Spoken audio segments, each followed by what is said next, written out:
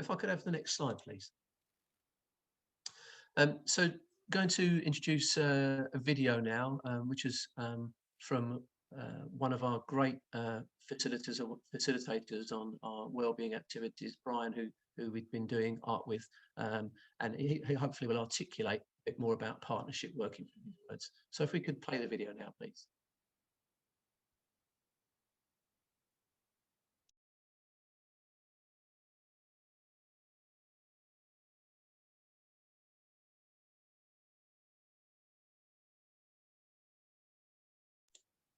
I'm sure it's just coming up.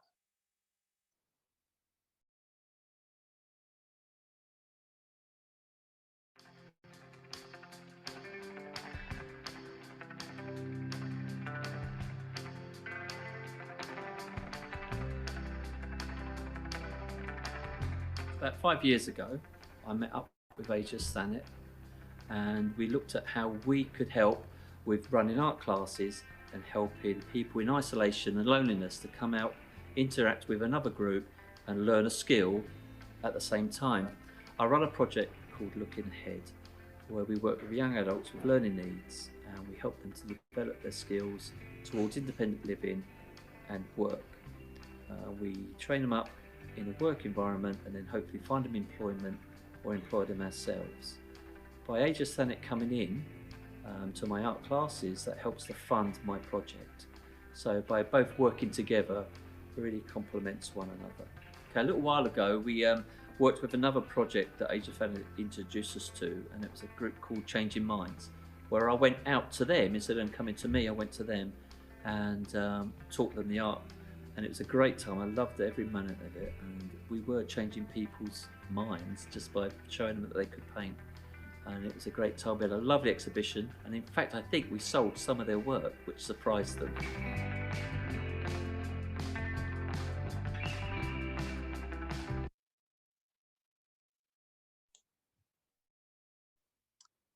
Thanks very much. If I could have the next slide, and you may have noticed that we popped the link into that video into the chat. So if you want to watch that at another time, just link on the chat.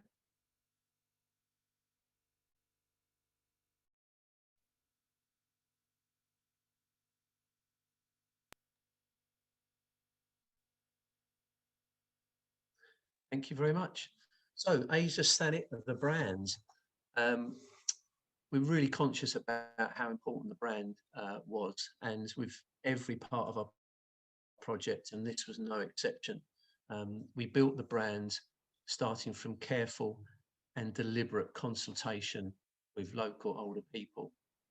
And the stick of rock image that you see on the screen with the pink words of Aegis Thanet really resonated with local older people, Thanet being a seaside area. So that's where the image took its inspiration from, sorry.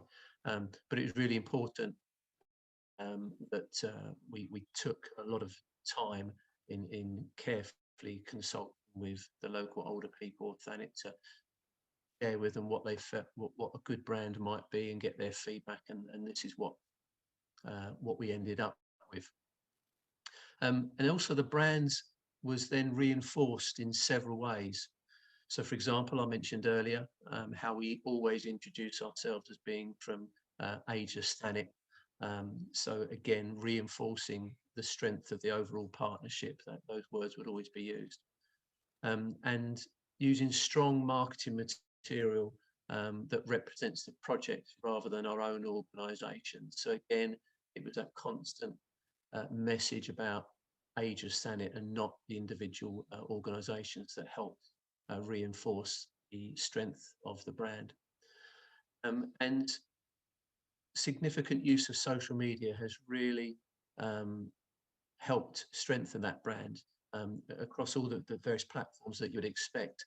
In particular, and again, based on consultation and feedback from older people, Facebook has been very strong for us in reinforcing the brand and getting the message out there. While we're a relatively small project compared to some of the other Aging Better projects, we've got over 3,800 followers on our Facebook page. brand being constantly supported out there. And it's not unusual for our monthly reach figures through Facebook to go into the tens of thousands of people reached with our various marketing messages about our services and so on. That's a real trick I would recommend people get behind. And the trusted brand has helped develop referrals and build trust with referrers, and helped older people easily recognise quality services they can tap into. So where they see that logo, they trust that logo, and therefore the service that goes alongside it. Okay, if I could have the next slide, please. Okay, so Claire touched on this earlier, and this is an example of the co-production, the partnership, and the branding. So the Aegis Thanet reward card, which is free, has been supported by about 400 local businesses, enabled this brand to grow. So all kinds of businesses, you name the business, we've had one of those businesses associated with Ageless Thanet. And it took partnership working to a whole new level. So if you can imagine, you know, the closer partnerships that we were working in with the 5 work streams, this took it to a whole new level with working with around 400 businesses across the Isle of Thanet that really tapped into this. And it's a massive hook getting the older people interested in the project. People would say, can I be a member? Can I join Aegis Thanet?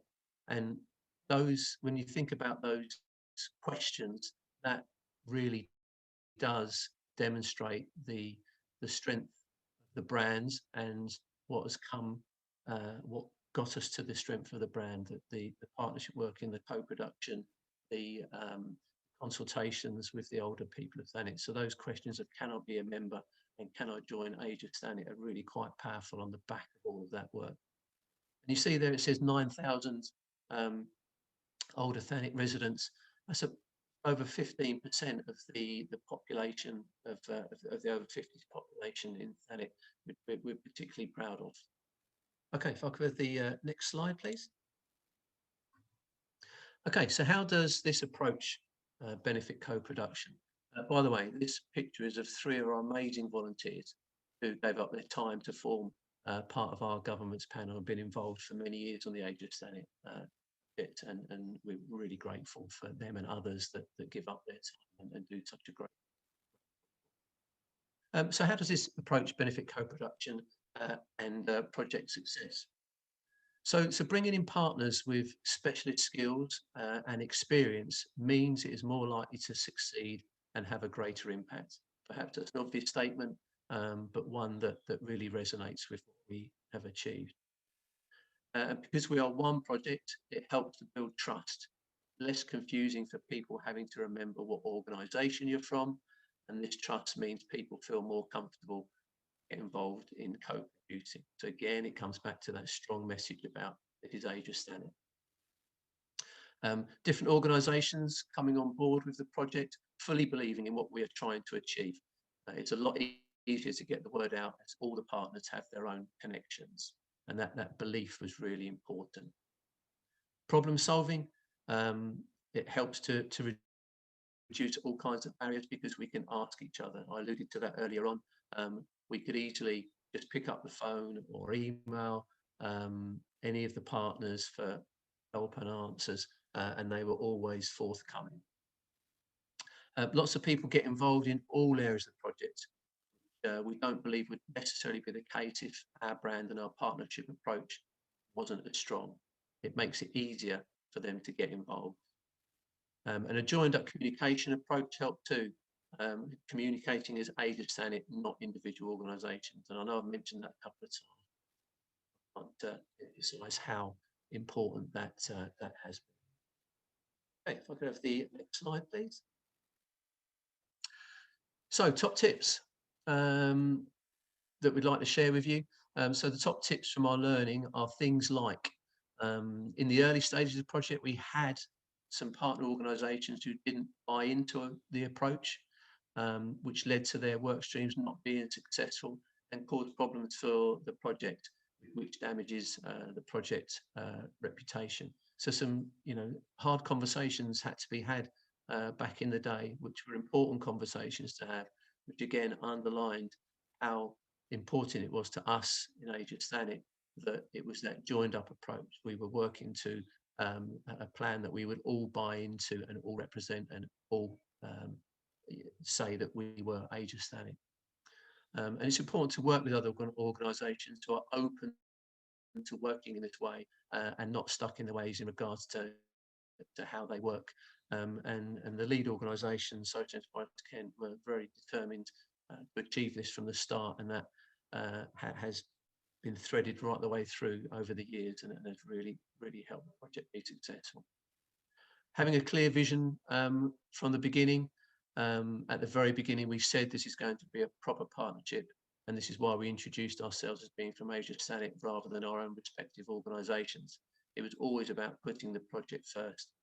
And I personally believe that some of the colleagues I have on the Aegis Thanet project, I'm actually closer and have a closer working relationship with than some of my colleagues within my own organisation, because of how tight and focused that approach was from day one. So I'm really pleased and proud to say that I have strong colleague relationships with all of the partnerships in Aegis Thanet.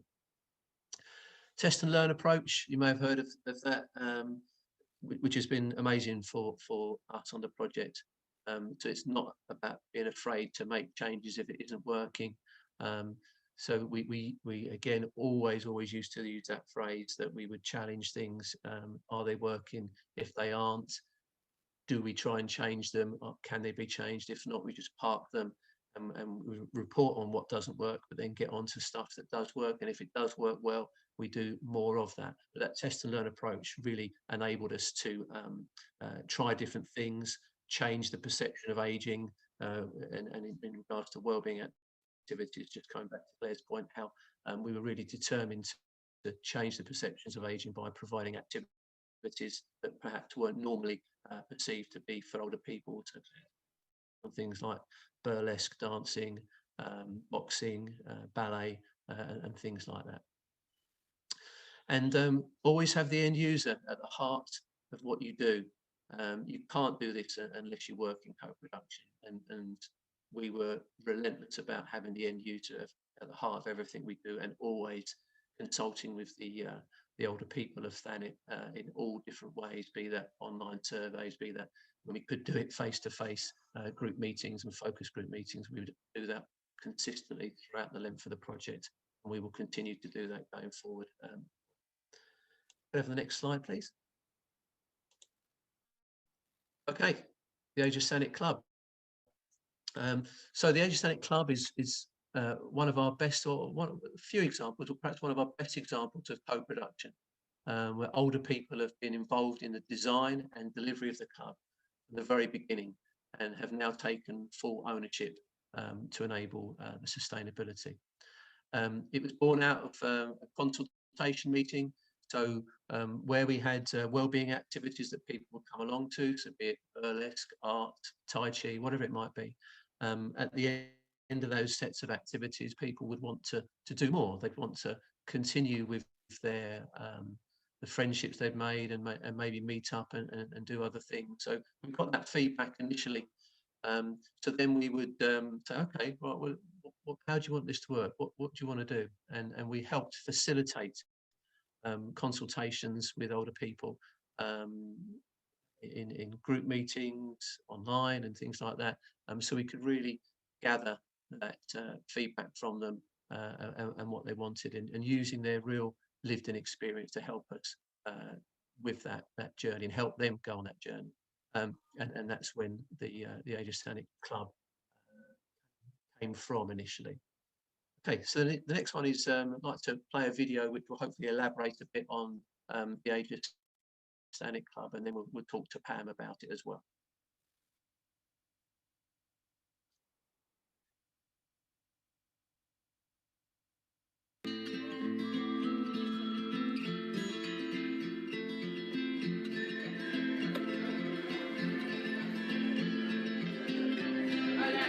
first thing I got involved in was finding a location where we could just have a casual club of people, like-minded people.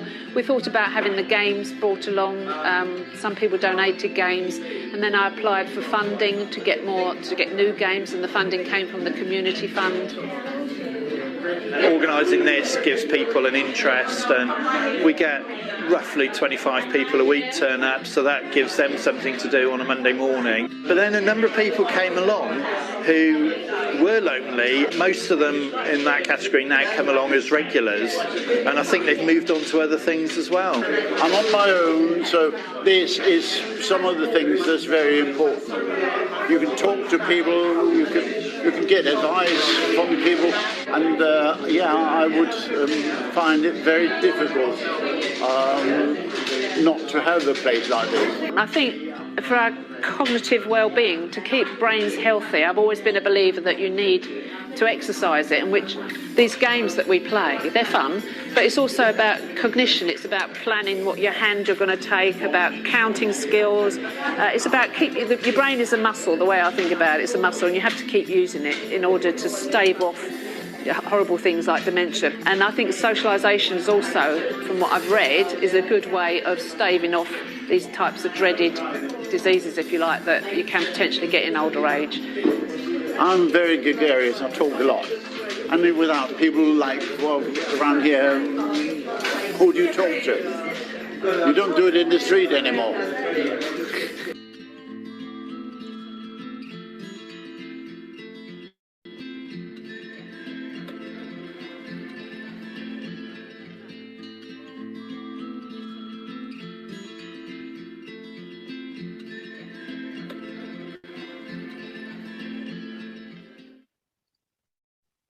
Thanks very much. If I could have the next slide, please.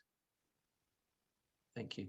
Okay, I'm really proud to introduce Pam now, to hear from her in regards to involvement in setting up the Ageless Thanet Club. Morning, Pam. Can you tell us a little bit about how you got involved with Aegis Thanet? Yes, hi, good morning, Ian. I initially moved to the area in 2017, coming from Essex, and I didn't have any family, I don't have any children, so I had no one really around here, no friends, no nothing. So once I'd moved into my bungalow, I got to know my neighbours and made friends with them, which was great. But I knew myself that I needed to make more contacts and to become part of the community. So my neighbour Ruth told me about seminars that were going on in a place called North Down House, run by Ageless Thanet, and that one was due to come up in the morning, and for us just to walk down there and see what it was all about.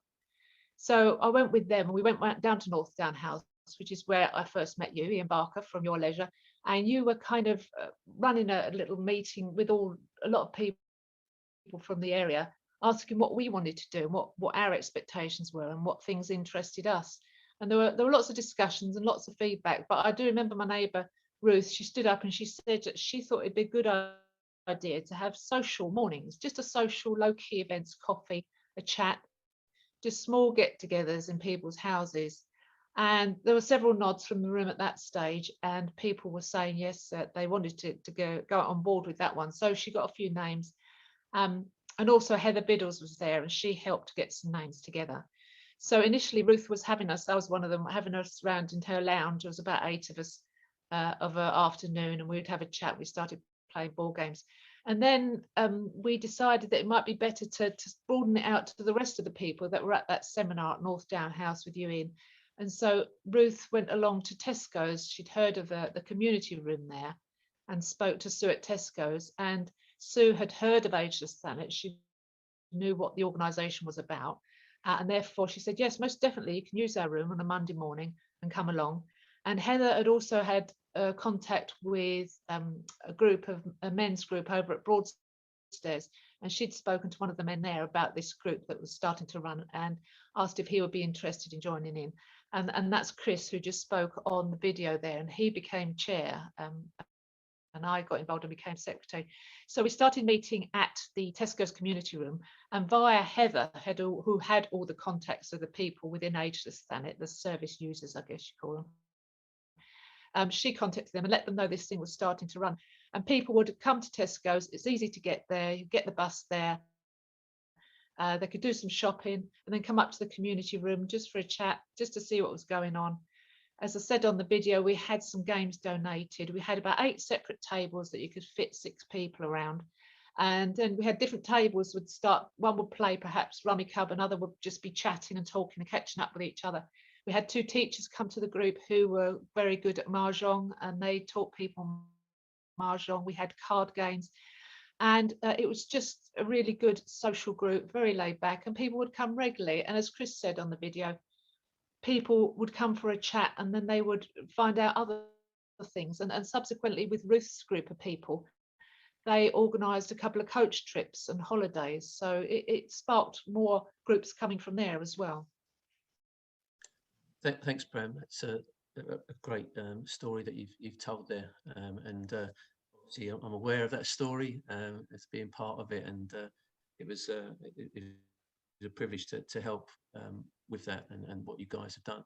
So you touched a bit on the likes of Heather getting involved and me getting involved. So how do you think the Aegis Thanet Club benefited from having these different partners involved?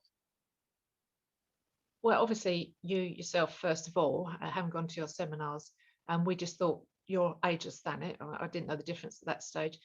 Heather Biddles from Aegis Thanet, she came to several of the meetings when we started out.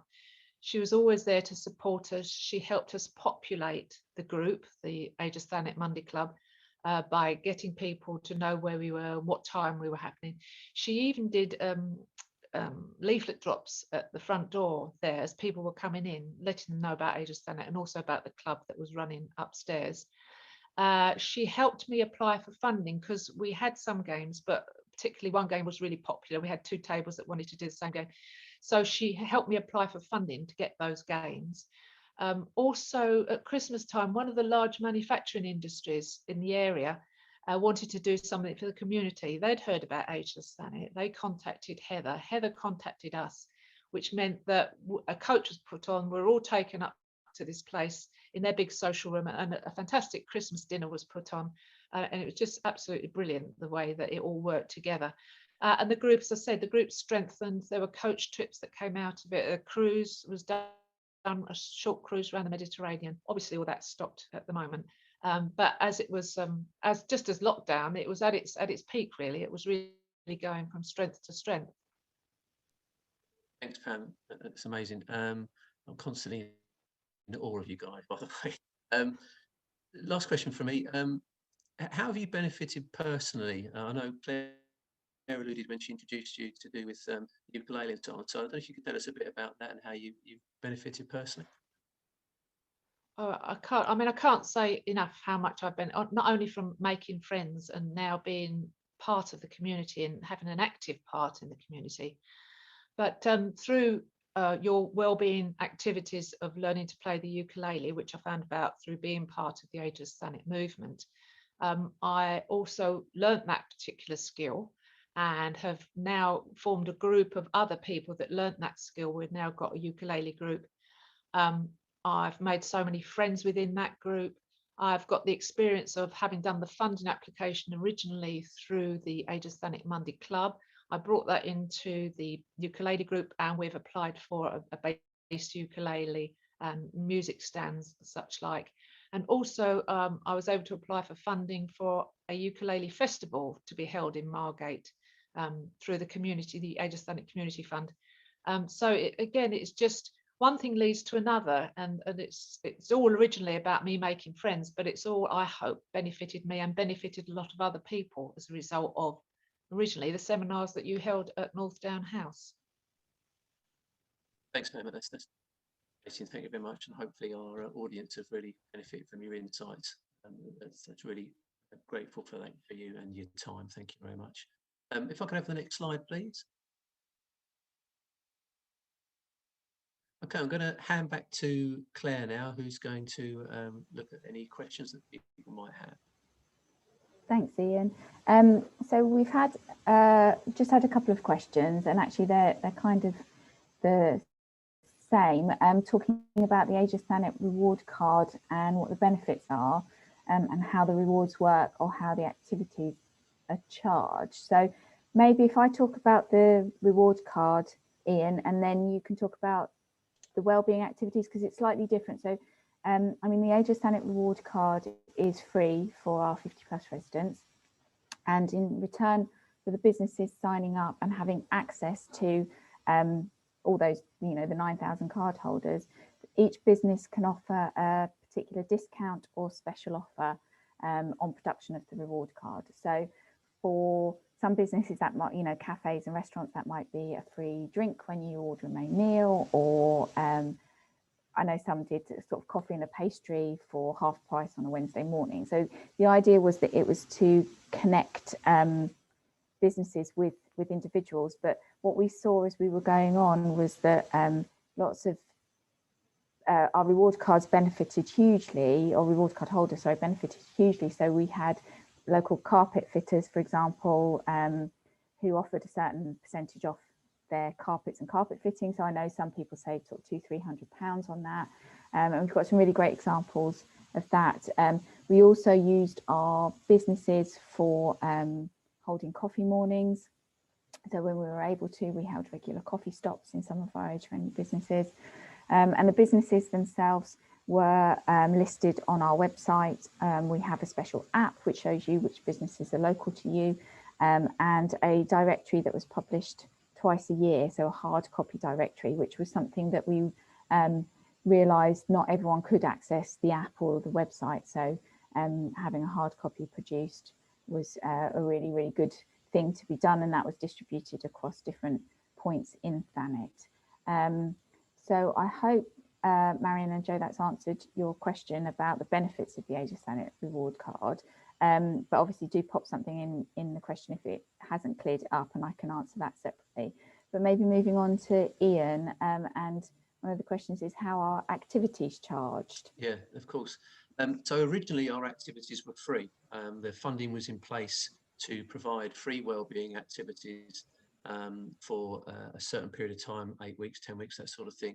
And that was because it was about gaining evaluation. So we would ask participants to complete a questionnaire at the start and at the end, and that would measure the impact the wellbeing activities had on quality of life, physical well-being, mental well-being, isolation and loneliness. And we're really proud to say that we collated a significant amount of evidence which demonstrated by taking part in these activities, all of those measures were significantly improved. So that was the sort of first few years of the project. But from day one, we always spoke about and always consulted with older people about what does this look like beyond the funding? How, if you like doing these activities and you want to carry on doing these sorts of activities, how can we make that happen without funding?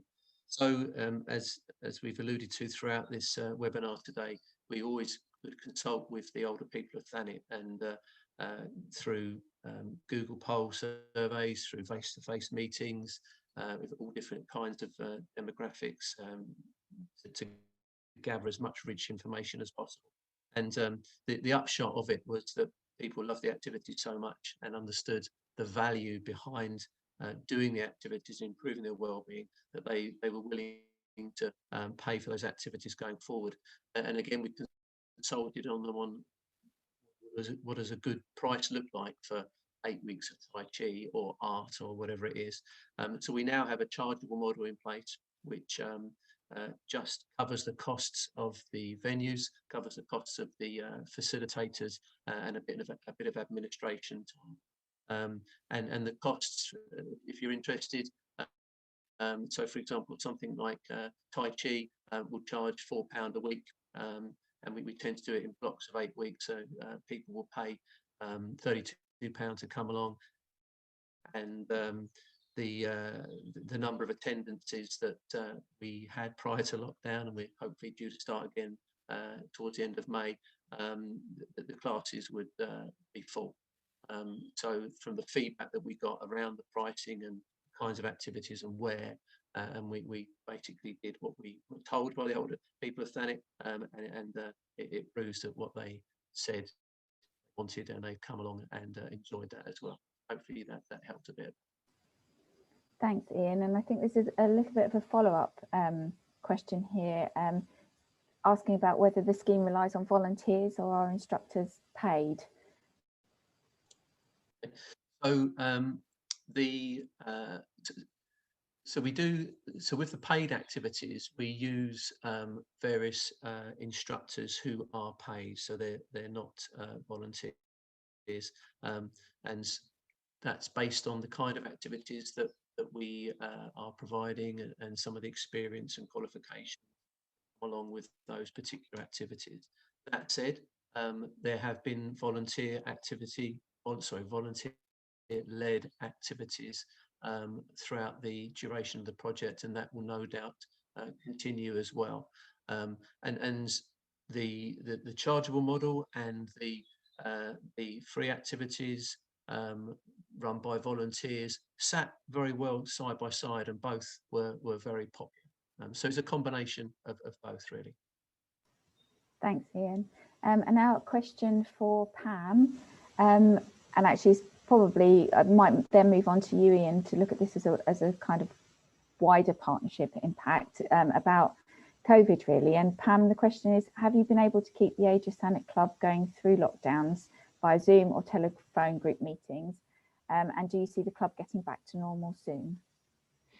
Yeah, it's a good question. It's been very limited and sporadic, because our group was quite, I should say, not many of them were particularly happy using emails, and they preferred things by phone. And I know that one of the members from Aegis Thanet, Pam, another Pam, she was doing regular phone calls for everyone that had supplied their phone call, just to make sure about their well-being and keeping them up to date. So we've lost track really of where we are now, to be quite honest. I don't envisage Tesco will allow us to use that room even when things start opening up, because it's such a confined room. It had no air conditioning. So we're kind of, things are just in abeyance at the moment, unfortunately. Thanks, Pam. Yeah, it's had such a, we've often said we've spent sort of 5-6 years encouraging people to get out and socialise, and in the space of a year we've unfortunately gone back quite a lot. So so maybe a follow-up question, Ian, that might be useful to answer is how has COVID then affected kind of the partnership working and co-production? Yeah, so it's obviously brought challenges in regards to impactful partnership working, but we've used the technology as best we can to maintain our partnership and our working, and I honestly believe that as a partnership and as a group, we still have very strong connections. We continue to help each other with challenges that we come across. So that side of it hasn't changed. If I think about the specific wellbeing activities and how COVID's impacted on those, we have been providing wellbeing activities online, but only a selected few. And it was interesting. Again, we consulted with the older people of Thanet about online activities, what they would like, how it would work, help they would need in dealing with the technology and so on. And while there were some people that embraced it and have been embracing it, the numbers are significantly down, because people just obviously benefit far more by being face to face and enjoying each other's company. To give you an idea, we would, pre-lockdown, when we were doing face-to-face activities, and as I alluded to, we hope to start that again towards the end of May, we would have 20 to 25 wellbeing activities going on at any one time about a week, whereas the most we achieved of online activities, not for the want of trying, was about 4 activities at once. So it has had an impact on how people want to engage and are willing to engage with the wellbeing activities. But from a co-production point of view, it's brought its challenges, but we've managed to still engage with different people and get feedback and suggestions and answers. Great. And I guess, you know, what we've been doing sort of practically internally to keep the partnership running is we kind of quickly moved team meetings to online, didn't we? So we didn't lose that continuity. And also really enjoyed the informal lunchtime chats that we had. So, you know, one of the difficulties with Zoom, isn't it? You miss that kind of interaction at the beginning and the end of a meeting. It sort of puts a bit more of a formal structure to things. So we kind of continued that informality through a lunchtime catch up over Teams every Wednesday, so we could talk about the pets and the running and the pulling your hair out for the homeschooling kind of stuff, which was really important. That part of the the working ethic. We also continue to host our governance panel meetings with older people online, and you know, that was quite interesting because at the first couple we took a lot of time to support some of our, you know, our, particularly the older governance panel members to get online, and I guess we learned that maybe the first time you do things, it's not as successful as it would be face to face, and a lot of time is spent. Can you hear me? You're on mute, turn your camera off, kind of on those sorts of things. But you know, it's been really important to maintain people's insight into the project and their connection with the project and with each other has been really important. I've got one more question. Is there any literature for further reading about this project? We have lots of learning reports, Joe, on our website, which is www.agesthanet.org.uk. And I'm sure if that web address isn't right, someone will correct me in the chat. Yeah, so we're currently producing learning reports around all of our work streams and all of the areas of the project. So yeah, they give quite a lot of detail and talk about a lot about our approaches and our successes, and lots of great tips like Ian gave in his slides. We've got some really good tips about the different areas as well. And I think we've probably got time for maybe one more question. So oh, I'm just reading, sorry. The question was from Steph Green, but actually it's Martin Green. Thank you, Martin. What was the biggest challenge you faced as you drew the partnership together? I mean, I guess the strongest, the greatest challenges about bringing the partnerships together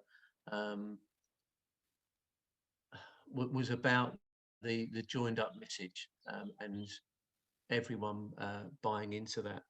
And for some that was really easy and some got it from day one, but some took time to either understand it or a willingness to take that on board. In regards to the lead partner, Total Enterprise Kent, and the project lead for that, that they were really determined to make sure that everyone, all the partners, brought into it, and that was a really strong approach early on in the project. For the first few months, it was that message was revisited and revisited, that this is what we've signed up for, this is our aspirations to make Thanet an even better place to grow older, and to constantly consult with the older people of Thanet and learn from them, so we can do things differently, we can change that perception of aging.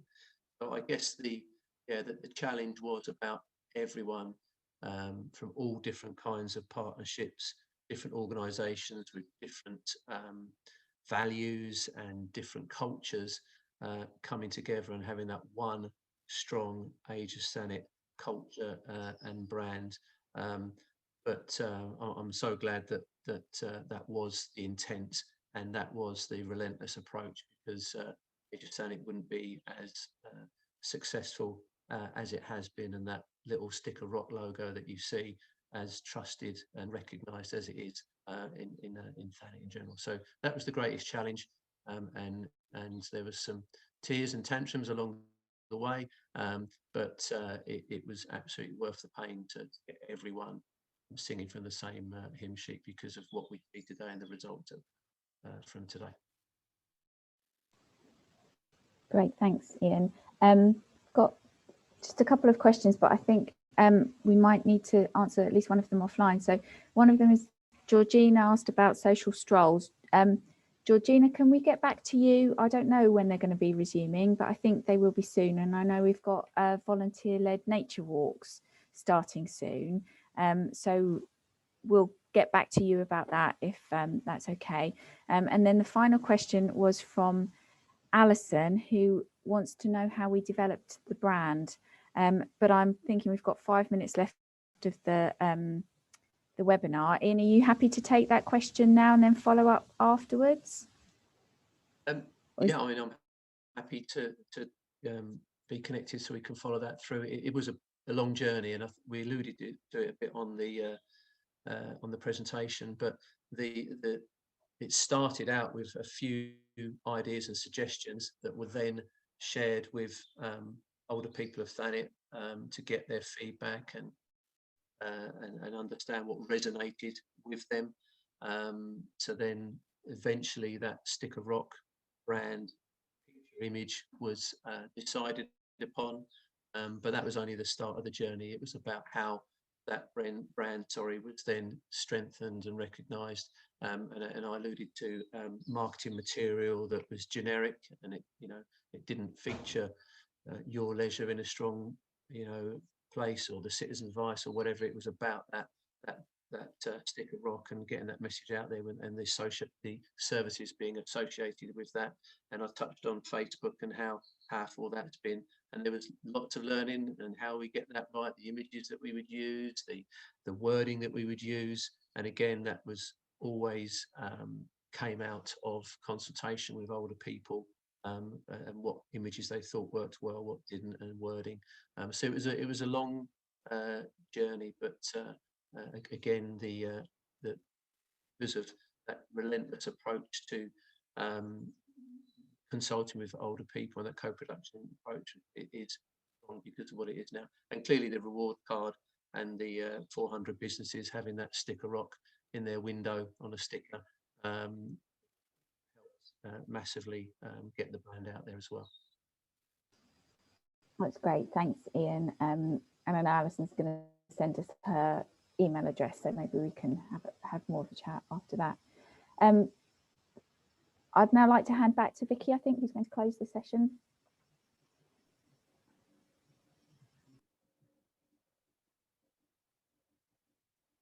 Thank you, Claire, and thank you to everybody, and thanks for everyone for your questions as well. It's great to be able to open up the conversation today around the Ageless Thanet partnership approach to co-production.